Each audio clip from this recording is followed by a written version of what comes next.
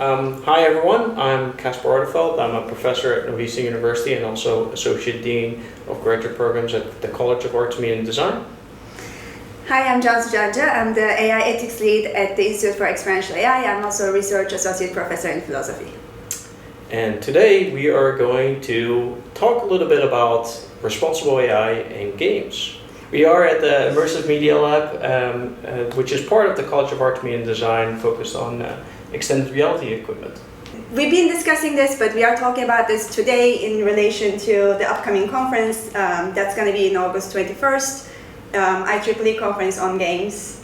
Correct, yeah. So Northeastern is hosting the 2023 IEEE Conference on Games, which is an exciting conference where all the great minds in game research come together for 4 days. The first day will be Industry Day, which will be free.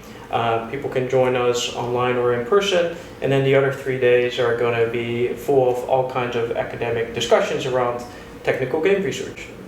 Well, one of the great events that's going to happen on Industry Day is our little fireside chat. I'm very excited about that because I think it's incredibly important that the game industry and also academic game researchers are considering, the impact of AI and specifically think about the ethics and responsible AI.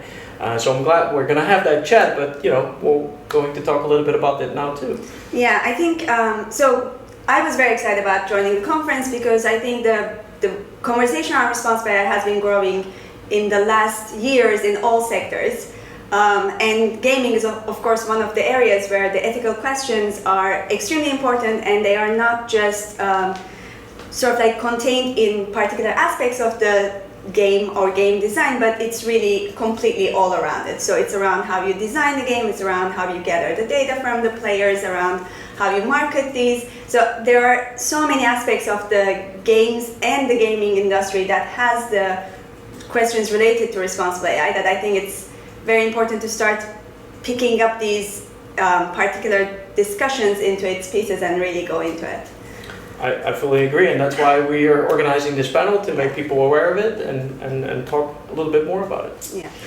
All right, so when it comes to ethics in games, I think just like with other kinds of software, it's important to know that games are black boxes in terms of what's happening, especially towards the players.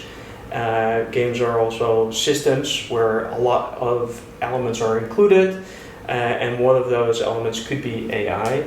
And I think when it comes to ethics, obviously the first thing that comes to mind, at least in my mind, is the issue of transparency. There's multiple elements happening in the background of a game. The AI is working and doing its magic or whatever it does, right? But the player has no idea of what's happening under the hood. And so transparency is an important element. Can you say a little bit more about that and what the gaming community can learn from that? Yeah, I think when it comes to transparency, what we are really concerned about here is that the players, the human individuals' agency. Mm-hmm. So we want to make sure that the person who is playing the game has an understanding of what kind of an environment they are getting into, what kind of elements are there that are shaping the game, and ideally, if they could have some control over it, if there are some options. And we don't expect here, of course, the player to, in a way, redesign the game with all the controls, but if there are some controls that they can engage with so that they are in a more, in some sense, they exercise their agency as they are playing the game, as they are getting themselves into this immersive environment. I think that's important for making sure that the player health is promoted and the good decision making is supported.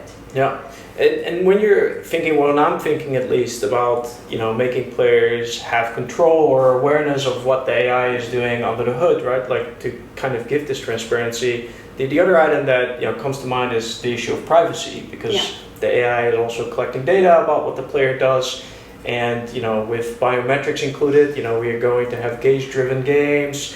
There's going to be all kinds of sensors attached to people, especially we're here at the Immersive Media Lab, where extended reality is being promoted and used. And in the near future, we're going to have completely immersive experiences where your eyes are being tracked, heart rate, everything, right? Yeah. So this gives issues with regards to privacy. Yeah, I think this is one of the topics that I find most exciting.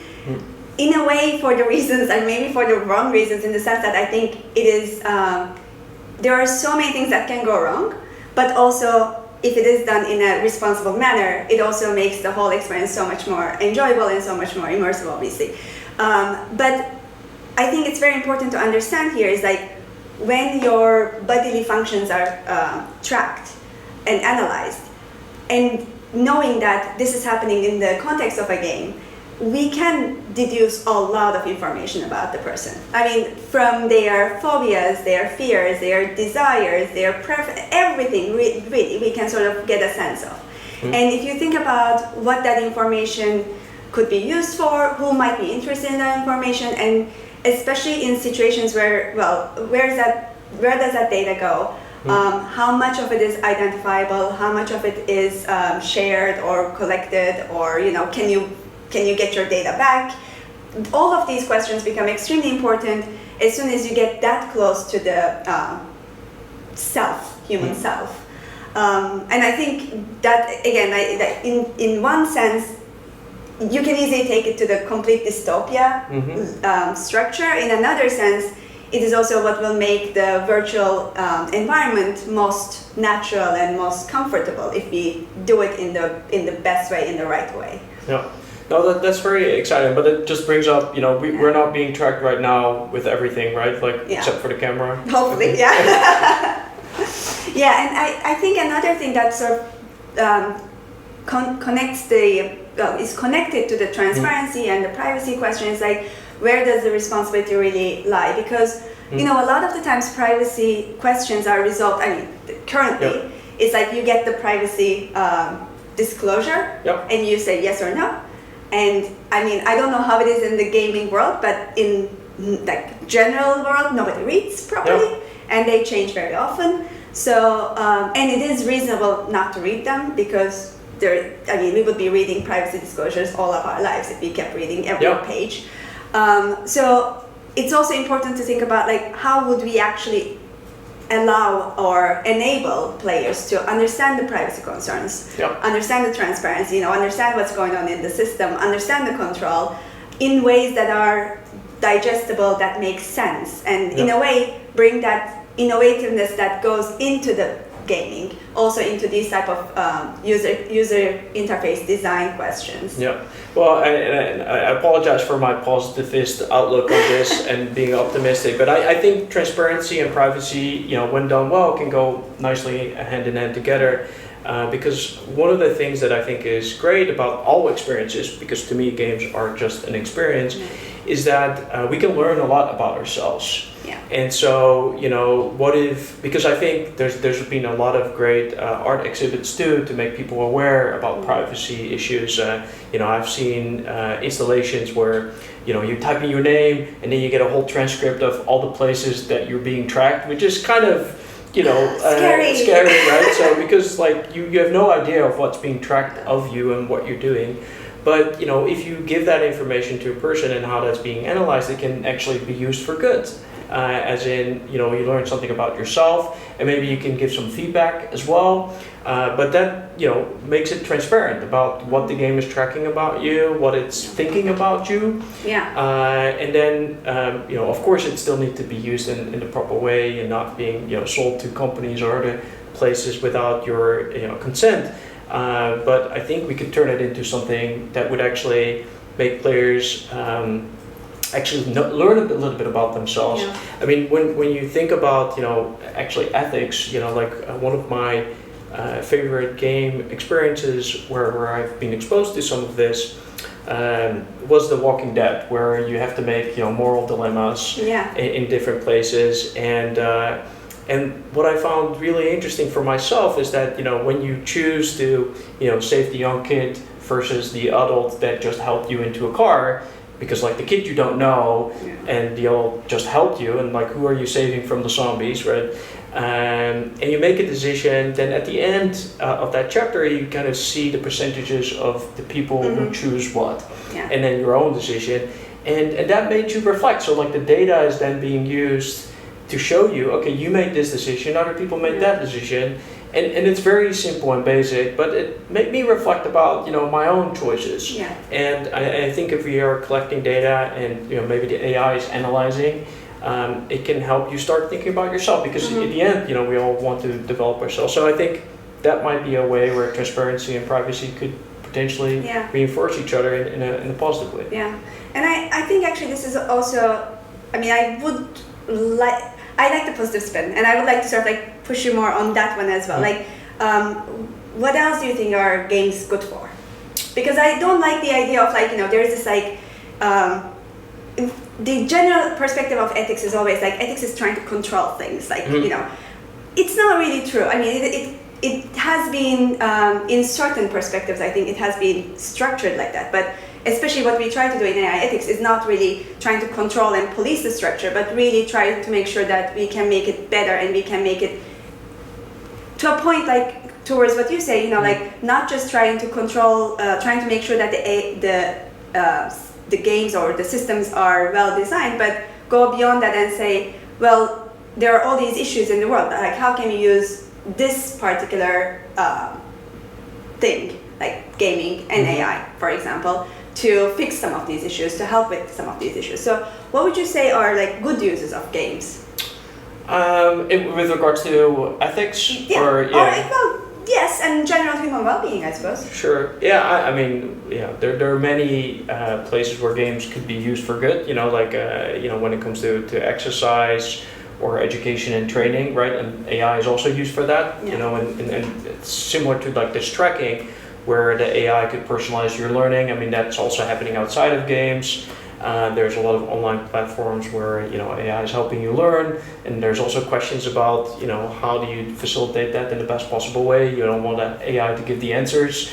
And so that could be integrated as well. But, you know, one particular thing that I'm also thinking about, but that's, you know, my own little aspect around games that I find really interesting, is that, you know, games could also be microcosms of society, where we can explore and tinker with things and better understand how the world functions.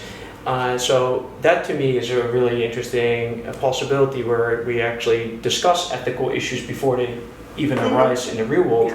So you can even imagine, you know, where there's simulated environments, and there's a lot of great gaming communities where people discuss things that emerge into the gaming world. And like, let's say the AI generates or creates a particular space, and, you know, players engage with that and discuss the implications of it and how they feel about being in a world like that. That could also have, you know, positive side effects that we are actually discussing and thinking about what it means to, you know, live or act in a particular environment that's being generated by an AI. Yeah, and in that setup, I think the ethical decisions go to the whole design of that microcosm, right? Correct. Yeah. So yeah, transparency and privacy, obviously important items, but there's so much more. I think one, you know, and I already mentioned that games are systems, but games are also, you know, by inherently emotional experiences. And, you know, one of the things that I'm thinking about is that, you know, as AI plays more of a role, you know, what does that mean to these emotional experiences? Because, you know, in a way, you know, you're being exposed to whatever you're experiencing, and if the AI is manipulating that or providing players exposure to that kind of content, what does that do to the players? And that's kind of what I'm thinking about, you know, in terms of the ethics, AI being sort of like an emotional manipulator. Yeah. I mean, I think this also connects back to the privacy question in terms of like more you understand the the information that comes from the biology, you also have probably have a better grasp of the emotional reactions that the person is giving. So I think there's that connection between this and the emotional part. And then, of course, going beyond that, what are the emotional outcomes that are within the game and outside of the game that the person will experience after they play the game or as they are playing the game, right?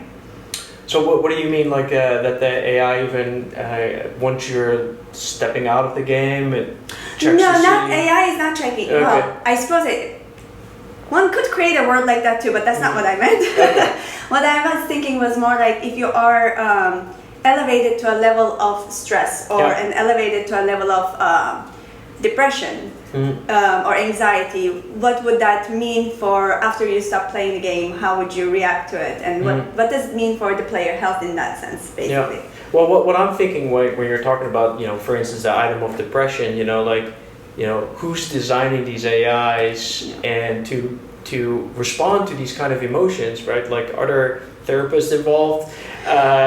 Because like if some sort of coder somewhere and puts an AI together that says, okay, if this person is depressed, then something like this happens. Like there needs to be some sort of safeguard. Yeah, exactly, and some responsibility, right? We're talking about responsible AI that we need to think about the consequences on human emotions as they're going through these experiences. Yeah, and I keep connecting dots, but I think this also is very closely connected to the question of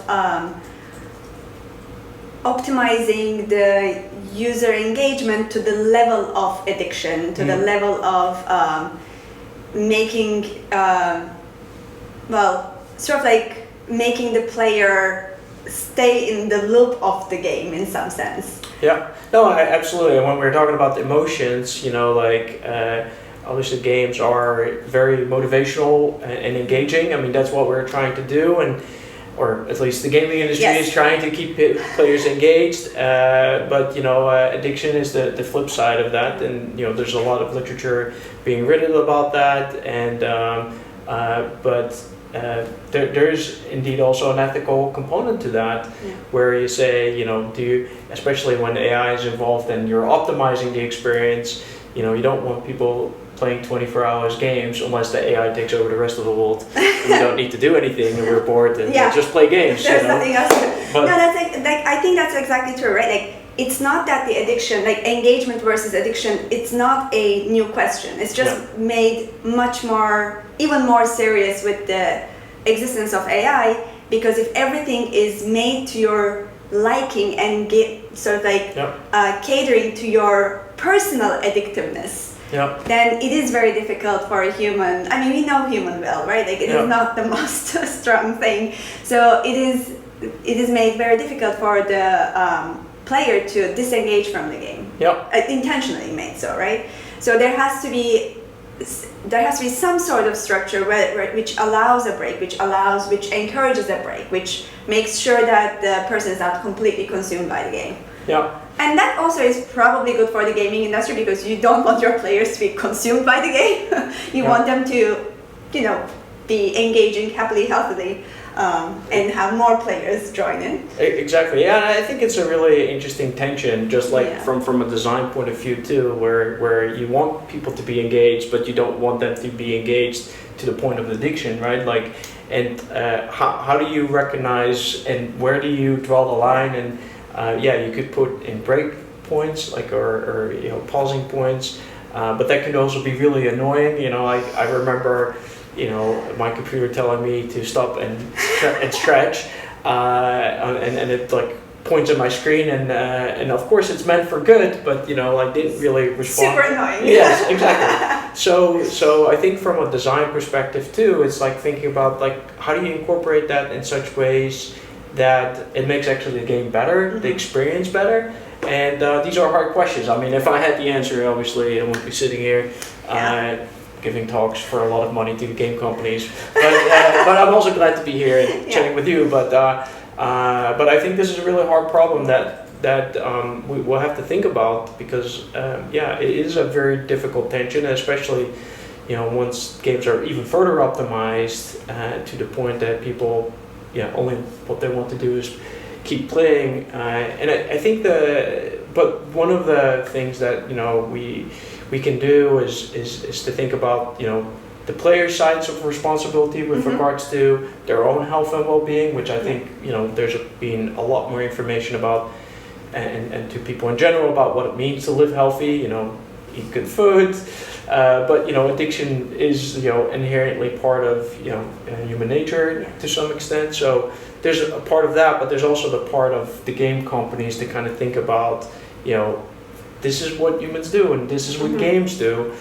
So what is your take and what are you doing to be responsible about that, especially as you're putting in more technology to make it even more engaging? Yeah. Well, Johnson, thank you for this conversation here at the Immersive Media Lab. I hosted at Northeastern University. I'm glad to have this conversation with you. We covered already quite a bit. We talked about transparency, we talked about privacy, we also talked about games as emotional experiences, and we talked about addiction. Lots of topics related to ethics in games and responsible AI and thinking about that. But there's a lot more to cover. Yes, right? Some of the topics that we discussed before this conversation off camera was we discussed the question related to generative AI and the content creation, monetization, stereotyping and bias in games, and toxicity and content moderation in games. We have not discussed this, and whatever we discussed, we also discussed them in almost like in a teaser level, purposefully, so that we can ask everyone else who is watching to join us in the event. So we are going to discuss those more in detail, and these other topics at the fireside chat we will have in the event in the IEEE Conference on Games in August 21st. Yes. Correct, yeah. I'm really looking forward to continue my conversation with you around those topics. And I'm also really looking forward to from the people who are watching right now to give us some topic suggestions or ethical concerns that they may have around games and where they think responsible AI needs to go. We'd love to hear your feedback, and if you send this to us, we'll make sure to incorporate that into our fireside chat. Thank you, Cansu, for this pleasant conversation. We hope that other people enjoyed this too and are also thinking about the ethical concerns that they may have with games and how responsible AI can play a role. We'd love to hear your input and feedback.